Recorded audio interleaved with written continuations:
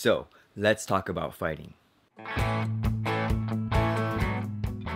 This is a story about two rival groups, the Yooks and the Zooks, who eat bread with the butter on different sides of the bread.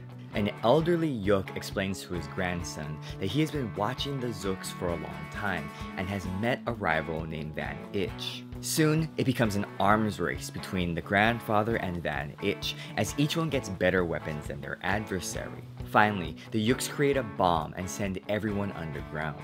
In the end, the grandfather holds the bomb and is surprised to see that VanItch also has a similar bomb. As always, a lot can be said about this story, but what draws my interest and attention is the idea of fighting and how one goes about winning a fight.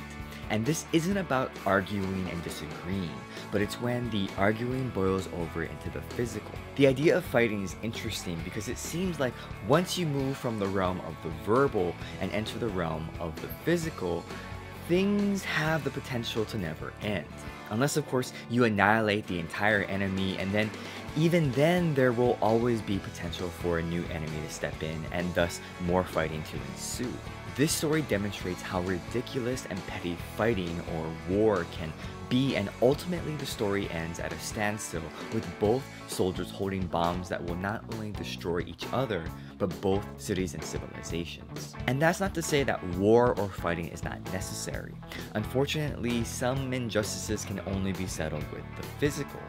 But it's when these grander scales between nations are shrunken down to the schoolyard, that's where things can become socially jumbled. For example, Tom gets into a fight with Mark, and Tom wins.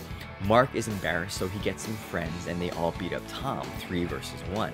Now Tom is embarrassed and angry, so he gets even more friends and they now beat up Mark and his friends, 7 versus 3. This pattern could go on forever, and soon you have people fighting each other who don't know why they're fighting in the first place. And in this example, when does the fighting end?